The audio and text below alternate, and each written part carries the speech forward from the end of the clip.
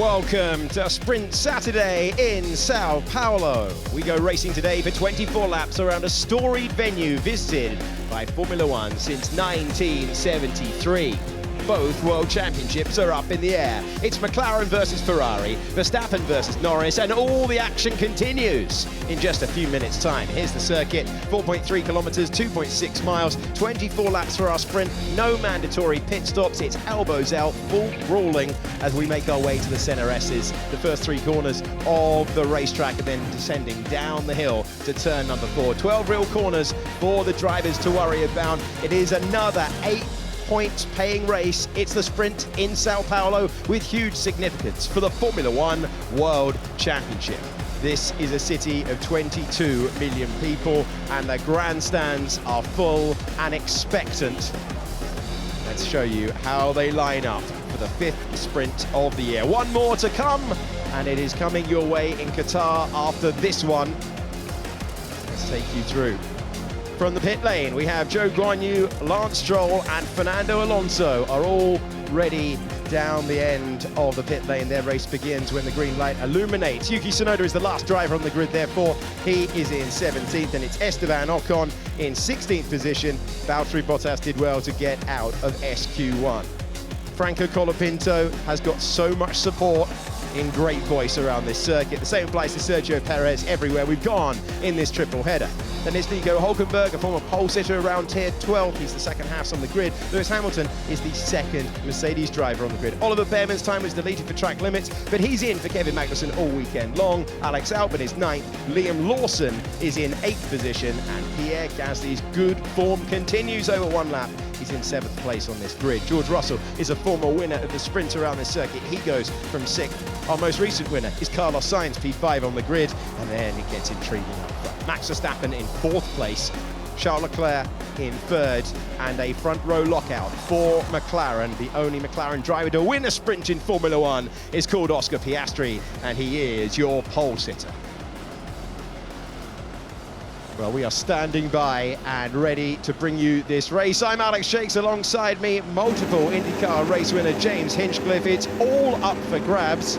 Can we see, Hinch, the McLarens do a little bit of synchronized swimming at the start and maintain 1st and 2nd? I think it's very possible. I think maintaining 1st and 2nd is very possible. I don't think orchestrating the swap in the first lap is the way to do it. I don't think that's the right, no, not at all.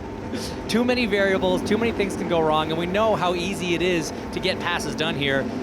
We've got a lot of pace in this car. Let's build a bit of a gap, give ourselves a buffer. We can orchestrate that later in the race. Yeah, and if that instruction has been given, my understanding is that it was issued well before we started the race today. There will be no repeat of the Budapest shenanigans.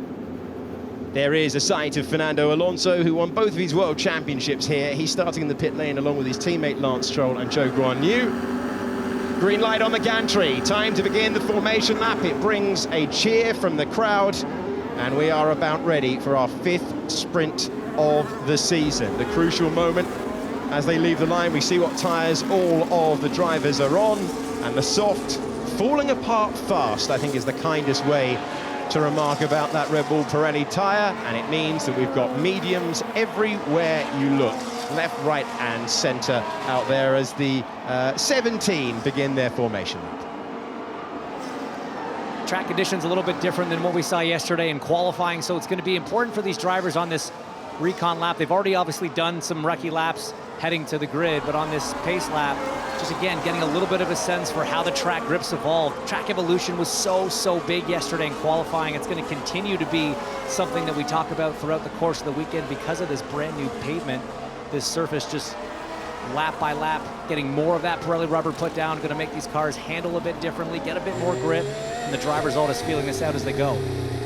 You are looking, you will be, when he puts the steering wheel straight, Max Verstappen, who finds himself with the lead of the Formula One World Championship, 362 points in his account.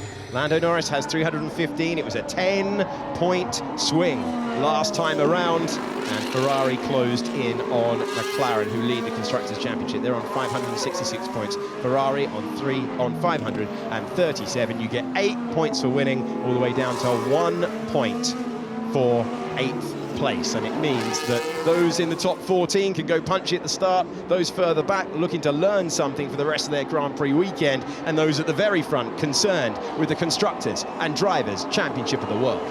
And the other thing that's great about this for the drivers is the sprint start gives you an opportunity to hone that for the Grand Prix tomorrow. You don't often, outside of a sprint weekend, get the chance to do this, and this is such a key part of the Grand Prix. Obviously, you need that important launch, that good launch off the grid, and this is just going to give these drivers on this new surface one extra shot at learning where the bite point is, how to manage the sloped grid that Will was talking about earlier in the show. This is going to be important. Looking at Mercedes on the pit wall, a team that know how to take victories around this circuit, as do Red Bull. As GP, Max's race engineer, knowing that this weekend is a risk for their comfortable buffer in the Drivers' World Championship. That's the slope that we were hearing about through the heat haze, from one McLaren to another. Piastri, a sprint winner, a two-time Grand Prix winner, the lead car on the grid, and we welcome back to Formula One Oliver Bearman. He's having his third weekend in for Kevin Magnussen. He's the youngest driver on the grid at 19 years of age. 3 in the pit lane, 17 on the grid. We look for the green flag at the back. It is time to look to the lights.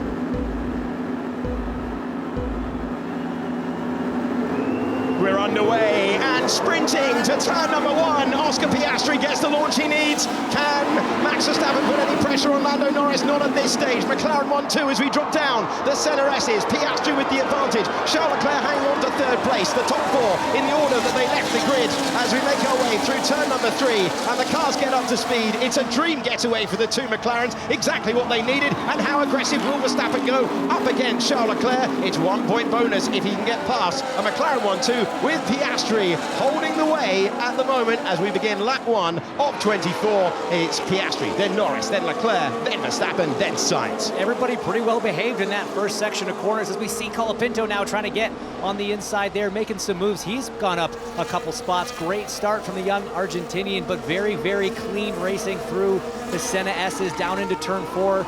Already seeing the plank, the bottom of that race car on a lot of these starting to grind down, like Will was talking about. The heavy cars, the bumpy circuit, this could be an issue later. Verstappen trying to get himself into a great position, exiting turn 12 for that incredible slipstream that you get. No DRS at this stage of the contest, so you'll have to do it the old-fashioned way with a move late on the brakes, but Max Verstappen lives for late on the brakes. The slipstream effect will be getting greater and greater and greater as they build to 200 miles an hour, but there's no chance to even shake for a move.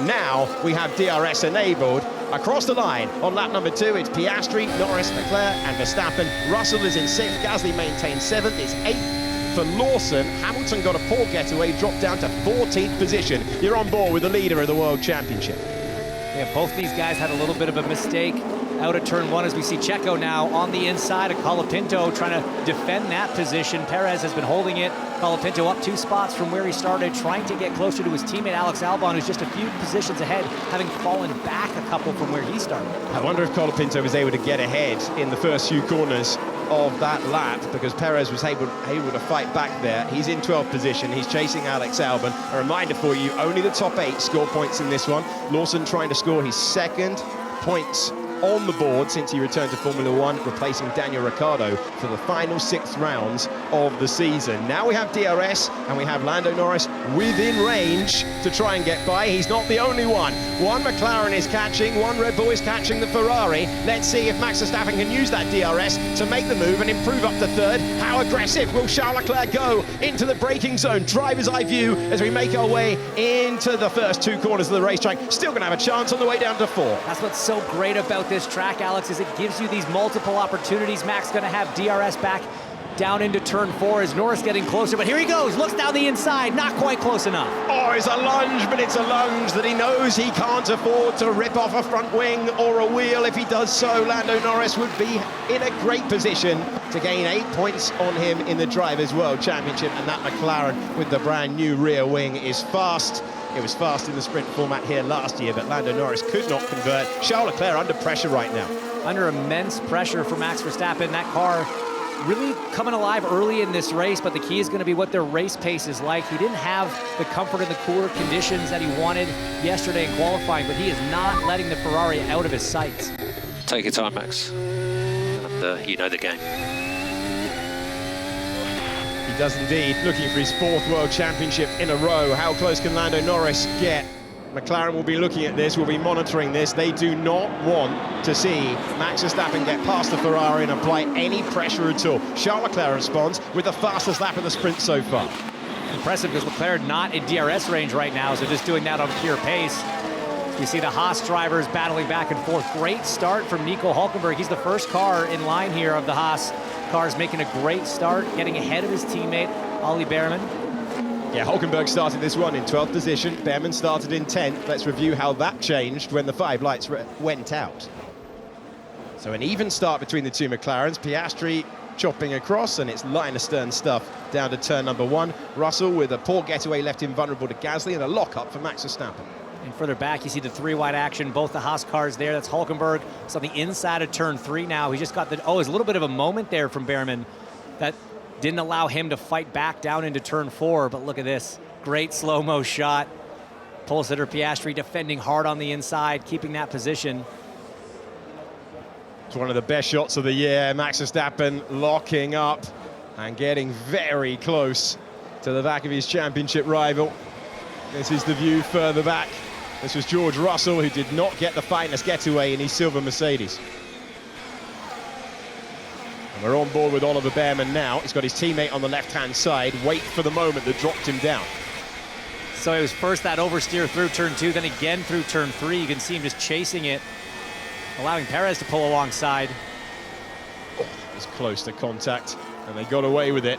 And that was Perez chasing Albon and filtering through the positions. This is George Russell in 6th position, despite that slightly slow getaway. A lock-up he didn't need, and off the road he went.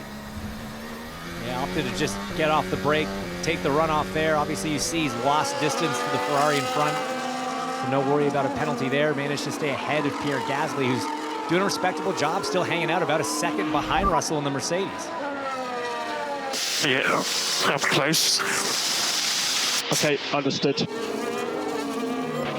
That very much sounds like a signal to me. McLaren know that they have to orchestrate. Norris scoring the maximum number of points. Charles Leclerc is good on this compounded tyre. He is staying with the McLarens, and he's built a buffer to Max Verstappen, who is out of DRS range at this stage.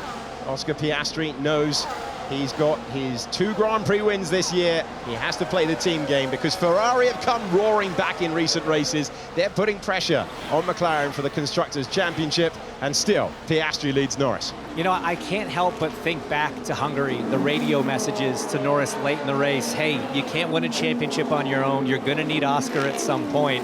The message seemingly now already been sent from Norris. Hey, I'm close, I'm fast, let's do this. I don't want to spend the whole sprint race in dirty air, wearing my tires out. It'll be interesting to see how Piastri replies. And Lando, we understand just keeping on Leclerc behind. Well, McLaren have been under the microscope this year for how they have orchestrated having 2 brilliant drivers who have pushed each other wonderfully all year long, both taking their maiden victories this year as McLaren try to chase their first Constructors' Championship since 1998. They've never taken home the largest trophy for teams to their current factory, and that's what they're looking for. But what a luxury problem to have when you've got a rapid Australian, a brilliant Brit. The problem is that Charles Leclerc is coming, and he's not the only one. He's bringing Max Verstappen with him, new fastest lap of the race. If McLaren are going to do the swap, and it feels like they are because they've got code words built into the radio communication, the time is sooner rather than later as Verstappen goes again, looking for 3rd. Not quite close enough this time by, back on board with Norris now. He's still maintaining that gap to Piastri. Yeah, but I'm not sure what I'm doing here, mate. I thought we spoke about this. Is this just Piastri returning the favor from Hungary, waiting till the last possible minute? I mean, he's close enough to try and attempt to pass, but obviously you don't want to risk it against your teammate. Take us to the cockpit, Hinch. When you know that you've got a near rival, you can see him in his mirrors. There's a little error there for Norris, who's working the wheel more than he wanted to. How hard is it to stay calm in this situation? Well, that's just it. It is very difficult. It is very difficult because, as Lando says, they've talked about this. You're expecting a particular set of behaviors in a particular situation, and And if that's not what is unfolding in front of you, it can get very frustrating. I think at this point, Lando just does have to stay calm, which he's been very good at behind the wheel in some tense situations this year. That has been a strength of his, and has to trust that eventually it will make good and it'll turn out the way they want. But the best thing for Norris right now is Verstappen hounding Leclerc, Leclerc having to look more in his mirrors at Max than ahead at trying to attack Lando. Formula One is a team game. The wonderful, unique element of two drivers in the same team, well, it provides problems. Top 4, top 5 are as they were. Sergio Perez is trying to fight his way through the order. He's got a couple of Hasses he's coming up against now. We're on board with the driver in the left-hand side. Understood. Keep doing what you're doing. Yeah, whatever. Well, they've understood his feedback, but if there was a conversation about switching positions to favour the driver who's the lead driver in the World Championship, falling out of DRS range is not ideal. Charles Leclerc is in DRS range. And we talked about Budapest earlier on. We're on lap 8 of 24. Things remain complicated for McLaren. Yeah, this could potentially get messy. If Leclerc's able to get a run on Lando and make a move, the entire situation's been thrown out the window. It's almost impossible then to make the swap happen. You'd be giving away the sprint win to Ferrari, your rival in the Constructors' Championship, right behind them. Verstappen, your rival in the Drivers' Championship. This is getting increasingly messy for McLaren. They may have missed the window there, and you wonder how much of this was team-initiated versus maybe Oscar-initiated. Haas versus Haas, late lunge, chance, converted there. That was very, very tight stuff between the two Haas's ahead, and Behrman manages to get by under pressure from Sergio Perez, and Perez now is chasing Hulkenberg as the 19-year-old shows why he's got a full-time drive next year, and Perez makes it 2 positions lost in a couple of corners for Nico Hulkenberg. Yeah, great move from Checo, just capitalizing on a little bit of a compromised exit from Nico Hulkenberg. He had the double draft there, both cars there with the DRS, but late on the brakes, committed, confident. That was a very nice overtake. I know there'll be plenty of you out there going, look, this is motor racing. You don't really want to see team orders. But the situation that we appear to be in is that there appears to have been a conversation had before the 5 red lights went out that is not playing out the way that Lando Norris expected it to. And right now, the top 4 are too close for comfort. Give Lando DRS. Direct instruction issued to our race leader. 15 to go. Fascinating dynamic. At the moment, Lando Norris is closing down the gap by 2 points. He wants to make it 3. McLaren want to outscore the Ferrari ahead. They're 1 and 2 at the moment. They're in the box seat. But it is not easy when you have Charles Leclerc, 3 times a Grand Prix winner this year, right in the wheel tracks, and Max Verstappen following him as well, especially Hinch, with the first 3 corners of this racetrack, which allows you a chance for a late lunge to turn a 50% move into a mega one. It really does, and that's why this track just continuously puts up incredible racing, be it in sprints, be it in Grand Prix. Is one of the reasons this circuit was selected for the sprint format all the way back when this concept started. It's hosted one every single year, and we've never seen a pole sitter in the sprint win the sprint as we take a replay now of this Behrman pass on his teammate Hulkenberg. So we went on board with Perez. This is going to be on board with Behrman, and very well behaved between the two of them there, knowing that every point is important. Can Behrman go on the attack and find his way up to 8th? That was synchronized stuff between the two Hasses into turn 1.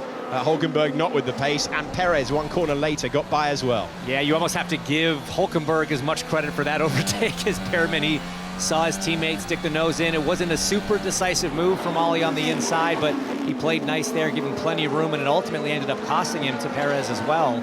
So a big hit, if anything. You know, they're still outside the points. That's what's sort of key right now. You've got to get up to 8th. Behrman's got to now get after Lawson, who's holding on to that 8th place and hounding Gasly in the Alpine in 7th, who's doing a remarkable job to hang on to that spot. We're racing for the top 4 positions in brilliant Brazil, a venue with a monster track first visited by Formula One in the 1970s. Then, since the 1990s, this slower, smaller section of 15 corners. This is the 12th one of the 15, and now we are flat all the way to the first braking zone of the lap. You can see the difference in the World Championship. It is lap 11 of 24. Norris expected to be swapped into the lead by now. That was clear from his radio message earlier on. He's got Leclerc and Verstappen right there as McLaren continue to maintain the 1-2, but it's about as uncomfortable a 1-2 as you can get in Formula One, because Leclerc is 0.4 of a second away. There are multiple DRS zones around this circuit. You get the advantage. You can see that rear wing of the McLaren is within a second of Oscar Piastri, and that's how they're able to hang on to the 1-2. But if you're going to swap them, it's really tricky when there's only half a second. It's near impossible, Jakesy. And here's the thing right now. Norris is doing a good job, Piastri as well, of trying to keep that gap honestly as big as possible right now, but within that 1 second margin, because that's giving Lando a little bit more, a fraction of a second, more of a gap through the corners, through this middle section. Not as much of a downforce loss in the dirty air, helping take care of those tires, but then just hanging on to that straight line speed. Oh, that is late to the apex of Sergio Perez, but he fights through and gains another position, up to 9th. And if you're a fan of continuing narratives, the next driver up the road for Sergio is Liam Lawson. So that scrap is going to be worth watching at about, I reckon, a lap's time. He'll be on the tail of the Kiwi, who is in for Daniel Ricciardo, and those two scrapping over the same seat. Talking of scrapping, one Red Bull massively on the attack now. Charles Leclerc on the back foot. He's going to be vulnerable. That might give an opportunity for a couple of things to happen now. It's a mistake for Charles Leclerc. He's dropped out of DRS. Max Verstappen trying to minimise the damage in the World Championship. They are still 3rd and still 4th. And if McLaren want an opportunity to swap the cars around, the time is now. They've been handed it on a silver platter now. This is the opportunity you've got. You've got to take this chance while there's a bit of a gap. Leclerc outside DRS. Max absolutely hounding him, but it does look like through this middle section, the Ferrari is so strong, closing that gap back up a little bit. They need to wait for Max to make a move, delay both those cars, and immediately pounce. And we see Oscar slowing down. He's getting closer, maybe. Yeah, this is the closest it's been since the opening meters of the Grand Prix. McLaren know that Leclerc will regroup. He's been able to do slow lap, push lap on this medium tyre. Oh, come on, Charles, man. So many mistakes. Just keep calm. Now's your chance, mate. That is Max Verstappen urging a rival that he's had since childhood, to stay with the McLarens, because he can't fight his way through. He wants the Ferrari to stay there, but that error has created 2 battles now rather than a 4-car battle for the lead. The sound of the V6 turbocharged engines, DRS for Max Verstappen, unable to get a clean look so far. We'll be thinking about having all the deployment of power for the run to the line. We've seen drag races between Lewis Hamilton and Pierre Gasly back in 2019. Last year, Sergio Perez, Fernando Alonso for 3rd place. 1 year on in the sprint, you're looking at the battle for 3rd. The crowd are loving how close this action is, and it's half a second between the top 2 on the racetrack at the moment as we work lap 14 of 24. And this is a great camera angle to show how the front end of Max's car kind of washes out mid-corner to exit when he's right on the gearbox of Leclerc, just compromises those exits. And in all these switchback sections of this racetrack, it compromises your entry into the next corner as well. And that's why Charles is able to just maintain that gap, so it's just enough so that when they get onto the straightaway, Leclerc now back in DRS range. 10 to go. McLaren hold a 1-2. Charles Leclerc is in 3rd, and the undefeated driver in sprints all year long is currently staring at his worst result of the campaign. He is winless in his last 10 Grand Prix, but when we've run the shorter races this year, he has just taken off. Heading down, and there was a big cheer from the grandstand. Sergio Perez has moved up to 8th position. Fernando Alonso is also making his way by at the first turn. It's only for 18th, but he's getting past his teammate, and the crowd enjoyed that one. Lawson and Perez continuing to battle over the seat for next year, over 8th position at the moment, and it's Lawson who's got 8th place at the moment. We're understandably showing you the battle for the main positions in the 5th sprint of the season. It is incredible to see the top 4 cars all just covered by fractions of a second. 2.5 seconds covering the top 4 right now. The lap times between these drivers within 2 or 3 tenths, back and forth, ebbing and flowing. It is so impressive how close these cars are right now. And the battery level on the last lap, you can see Max Verstappen is recharging, is thinking about that 24th and final tour as Lando Norris gets within 0.4 of a second. And Max Verstappen closes the gap as well. The top 4 positions really open into the latter stages of this sprint contest. 8 points for the driver who crosses the checkered flag first. It was a bit of a mistake for Max in turn 1 there, so a much bigger gap to Charles, but Charles has fallen out now of DRS range from the McLaren. Let's hear Norris again. With the gap to Leclerc at the moment, we're happy, if we can, to hold these positions until the last lap. What do you make of that, Hinch? I get it. It is still just a little bit risky because all it takes is one slight misstep from Norris, a little bit of a lockup, virtual safety. There's so many things that can go wrong. If you've got the opportunity to do it, just do it. Give your championship contender clean air. Let him take care of the car. Let him take care of the tires, unaffected and unchallenged from behind. Right now, he has to look at what's happening behind him. If it was his teammate behind him, he could relax and focus forward. I just don't think this is being managed correctly. Suggest red A4, red A. Yeah, but I will overtake. Well, Norris on the radio saying, I'm prepared to wait, but eventually he might have to take matters into his own hands. McLaren getting a great result for the Constructors' Championship as it stands, outscoring both Ferraris, outscoring both Red Bulls.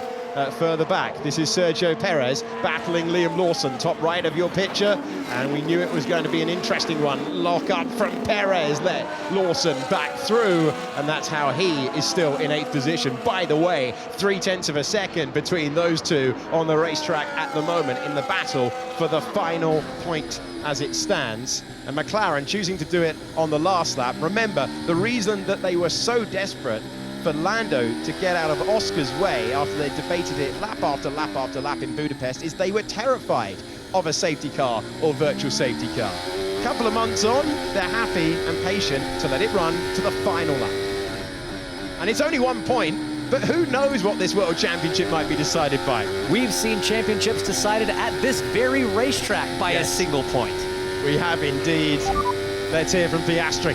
Okay, so the gap to Leclerc is 1.3. Obviously, if Lando attacks, do not make it too difficult. At the moment, we are happy. We want to try and pull the gap to Leclerc.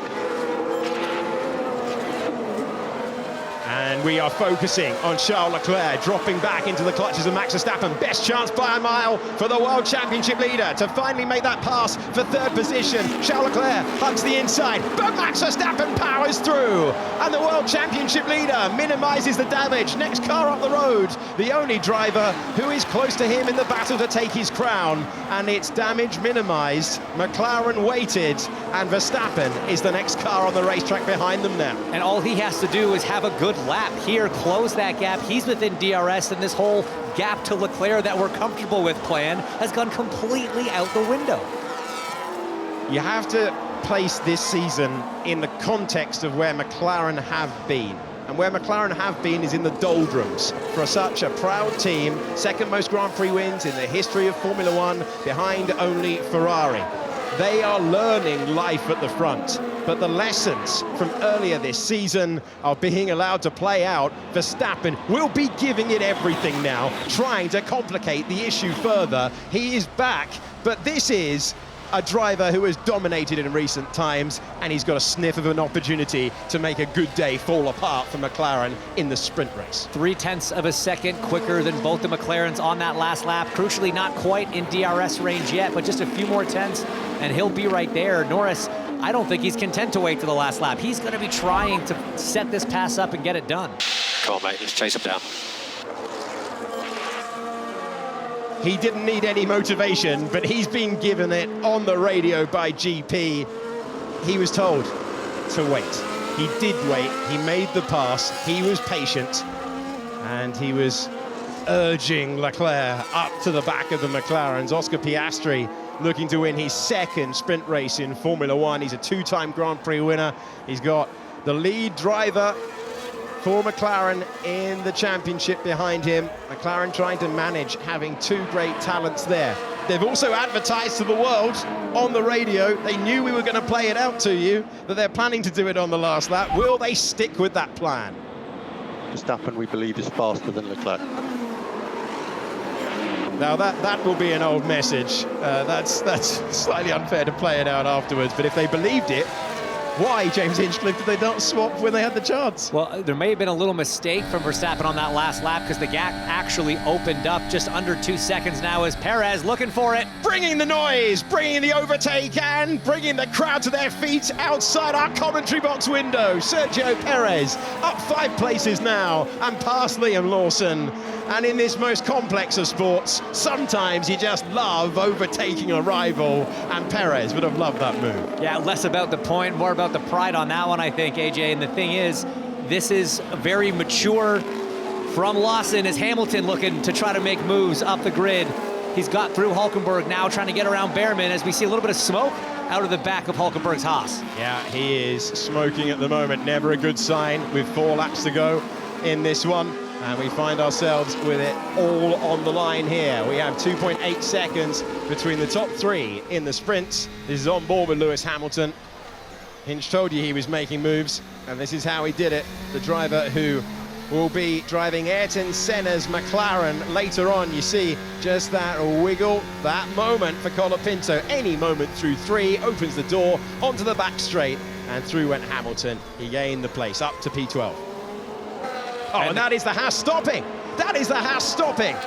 And where has he stopped? Because it could be an intervention from a virtual safety car or a full safety car. Hulkenberg has come to a halt outside of turn number 10. Lewis Hamilton is to the inside of the Haas of Oliver Behrman. 2 passes in 2 laps, and Lando Norris is the driver, currently a second back from Oscar Piastri. But will he get an opportunity if race control have to intervene and neutralise the race? Hamilton climbs to P11. If the car is sufficiently off the racing line, close to the barrier, maybe found one of the brakes, they don't have to do a VSC, they can remove it safely. But that's close to the racetrack. I don't think. He's on the inside of 10. You can see Hulkenberg trying to drift it out of the way. And it's a yellow flag at the moment on lap 21 and 24, and still McLaren run with Oscar Piastri in the lead. Lando Norris in second place. Max Verstappen out of DRS range, but not by much, by 1.4 seconds. He's 0.2 of a second away now, under braking into turn number 1, and the yellow flag is still a yellow flag. If that gets upgraded to a greater intervention, McLaren will rue swapping, and they will not take that risk. Immediately, McLaren give the call to Oscar Piastri to prioritise the highest McLaren driver in the Drivers' World Championship. And after all of the speculation, all of the debate, Piastri plays the team game, and Lando Norris leads. Lucky that a VSC didn't come out. This was still something that could have been played probably better. It's all gone right, but now Piastri's got to defend hard against Max. Thanks, mate. Never a nice situation for a winner to be in, to make way for their teammate, but it says what a second season in Formula One Oscar Piastri has had. A winner of a sprint race in Qatar last year, a winner in Baku to spectacular style, and then the virtual safety car is out. It is now deployed, and McLaren took the risk. McLaren get away with it. Lap 23 in a few moments' time, and Hulkenberg did his best to try and pull it out of the way. The virtual safety car is out to neutralise the race, to slow the speed, to allow the marshals to recover the car. And Woking breathes a sigh of relief. McLaren, risk after risk after risk, waiting and taking their time. And race control now deploy the virtual safety car with Norris ahead of Piastri, ahead of still the World Championship leader, Max Verstappen. We saw Nico Hulkenberg out of the car, walking away from his stricken machine as the cars came through on the previous lap under green. What changed that made them now throw the virtual safety car? The timing of all this is very bizarre to me. And yeah, McLaren, huge bullet dodged. It's only a 1-point thing, but it's the principle. It's absolutely the principle. You underline that. The questions, if this had not worked for McLaren, would have been many. Pay attention to this, because if it's on purpose driving slow, report it. So the point that Max Verstappen is making is he doesn't want to see Piastri back him up. We do see the gaps ebb and flow. A reminder for you, if you're one of our newer fans, the virtual safety car can be withdrawn at any moment. It's not the start-finish line, it's a withdrawal at any moment. And Piastri is worried with Verstappen in the mirrors, but Verstappen is worried that McLaren are going to create a buffer here. At the moment, every point is useful, and it's another swing towards Lando Norris as it stands, 2 going his way. We're coming up to get the white flag. This is 1 lap to go as Oscar crosses the line, and with it still under virtual safety car, one of the best passing opportunities is gone here into turn 1. If it doesn't go soon, really the only other realistic passing opportunity into turn 4. Oh, it's ending. Here we go, but it's going to be too late. Stand by. It's all about how you respond to the green flag waving once again in Sao Paulo, and that looks like a good anticipation of it for Max Verstappen, who's pulling out of the slipstream, going to the inside, and he did not have the run. Piastri picked his braking point perfectly. I'm not sure if the green flag that we saw on the pylon is exactly timed to what the drivers saw, because if so, Max was trying to anticipate it, and it was just a fraction of a second too late. He had to back out of it. Either way, they hold station, top 3 positions unchanged.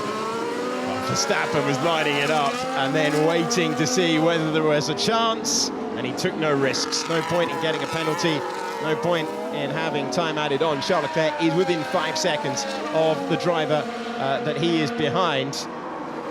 My word, there was a lot to talk about there. Not all of it motor racing, but McLaren in the end will get the result that they wanted. It's a 1-2 with Lando Norris at the front of the field. The crowd will cheer him home. For the first time in Formula One, Lando Norris wins a sprint race. He takes the checkered flag to make it a McLaren 1-2. Piastri finds himself in 2nd place, having responded to that team order, and it's a 2-point swing towards Norris in the Drivers' World Championship. It's a hugely significant moment in the Constructors' Championship because McLaren have outscored Red Bull and Ferrari with both cars. Checo Perez getting himself up into the points there. He's taking the last one. An honorable mention there to Gasly, held on to that 7th place. Great result. But it was the eventually well-orchestrated move from McLaren, as you say, solidifying that 1-2, gaining ground in both championships. You said it, Hinch. It was about the principle more than the points. Not as much as you get.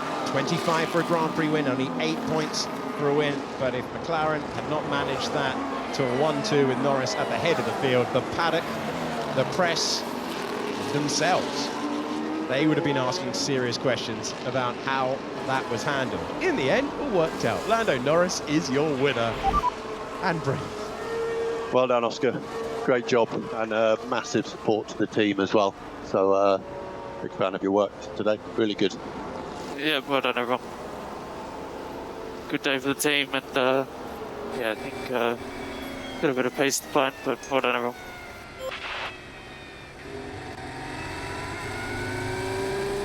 Oscar immediately thinking about the Grand Prix on Sunday, talking about the pace to find, and the Australian driver playing the part. All the talk of papaya rules, well managed, good pace out there on the medium rubber. Verstappen looking very competitive. The problem for Red Bull has been when you take it into multiple stints, when you add in strategy. Max Verstappen has not finished within 20 seconds of the race leader since the summer break. But another entertaining Sao Paulo sprint. It always seems to provide us with lots of action there.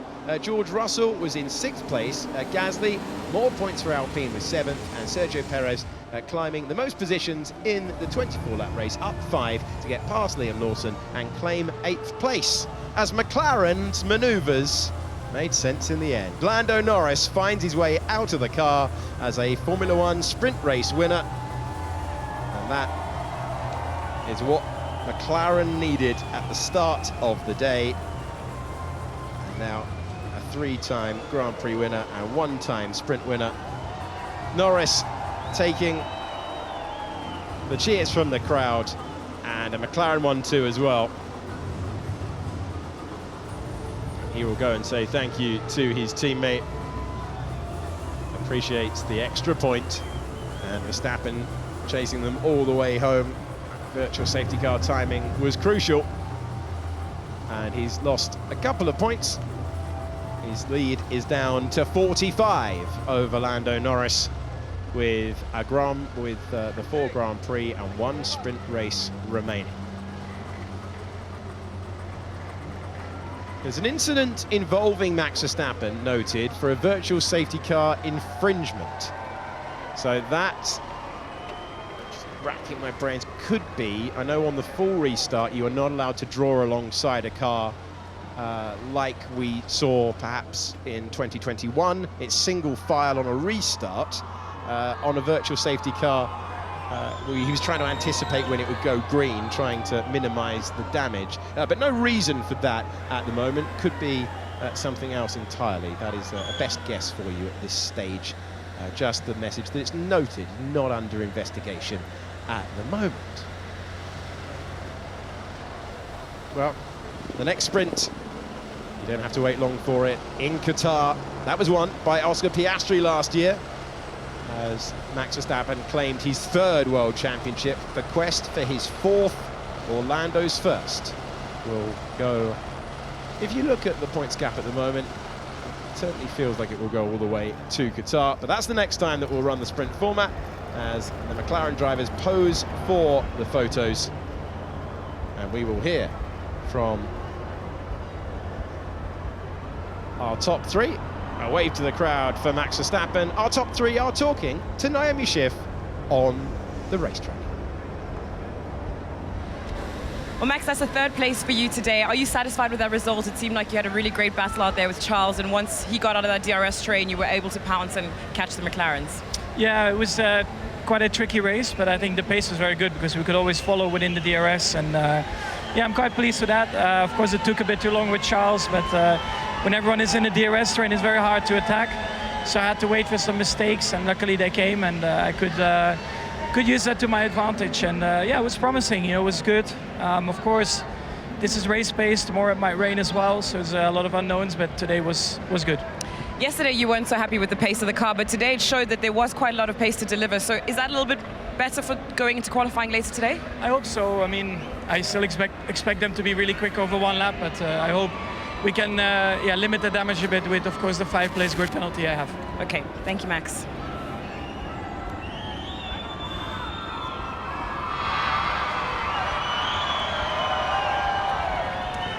Oscar, congratulations. You really did control that race from the start. I know you obviously didn't win the race today, but how did it feel out there? Yeah, it was a bit tricky, to be honest. Very bumpy, as we know, and yeah, the racing line was incredibly narrow. You missed it by a tyre width, and you're in all sorts of trouble. So, no, a great day from the team, and a lot of points. So I think we learned a lot for the race tomorrow as well, and yeah, happy. We know you were managing your pace to stay in touch with Lando, but it seemed like you had quite a lot of pace within you. So are you optimistic for later today and tomorrow? Yeah, I think optimistic. I think the pace looked okay, but you know, the Ferrari was very quick at the start and Max was very quick at the end. So yeah, let's see. I think we've got a few things we want to try and improve a bit for qualifying this afternoon for the race tomorrow, but I think we're in decent shape. Thank you. Thank you.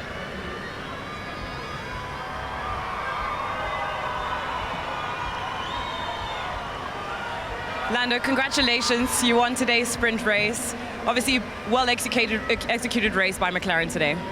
Yeah, not proud about it, but we worked well as a team together, so I thank Oscar. No, but we've done a great job as a team. Today was the result that we wanted. Oscar deserved it, but yeah, we're doing what we have to do. So I thank him and the team, and we had great pace. So looking forward to qualifying and the race tomorrow. I know you guys managed that race, as I'm sure you had discussions before the race about how exactly you were going to plan it, but out there you did say at one point you were going to overtake. So did you feel you had the pace in you to overtake Oscar out there purely on pace? It's tough. It's just, it was kind of like yo-yoing a little bit, like I'll catch up and then I'll drop back and catch up. It's just the dirty air here costs you a lot of lap time. So I felt a bit quicker, but I couldn't pass at the time.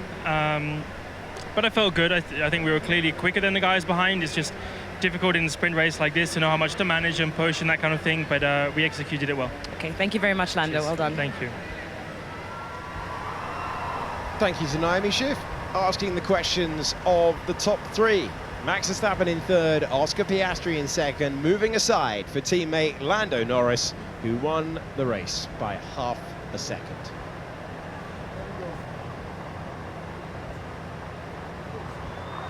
And a great McLaren champion handing over the awards to a man who is trying, well, both of them will be trying to become McLaren champions in the future. Two-time world champion Emerson Fittipaldi, an icon of the sport, handing out the trophies for the drivers in the sprint.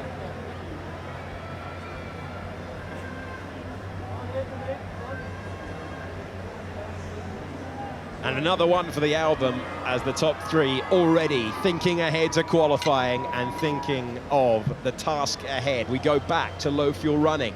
We go back to laps at the limit after a 24-lap sprint race we've enjoyed in Sao Paulo. Here's the result of the 5th sprint of the year. Lando Norris, with help from teammate Oscar Piastri, taking his first win in the sprint format. Oscar Piastri controlling things but moving aside, playing the team game. Max Verstappen with a good pass on Charles Leclerc to relegate the Monegasque driver down to 4th. Sainz was 5th, and then it was Russell, Gasly, and improving 5 places was Sergio Perez to the final point. Lawson was 9th, and Alex Albon was in 10th place. Lewis Hamilton was in 11th, couple of passes for him at the end there. Franco Colapinto in 12th, and then Esteban Ocon was 13th. Oliver Behrman dropped back from 10th on the grid to 14th in the classification. And then Yuki Tsunoda was 15th, ahead of Bottas, Joe, Alonso, and Stroll, who all started from the pit lane, and Hulkenberg was the only retirement. While Formula One is so complex, it has so many different ingredients, in the end, McLaren's maneuvers worked out for them. They've taken a 1-2 in the sprint race, a great contest here in Sao Paulo. Join us later on when Formula One returns.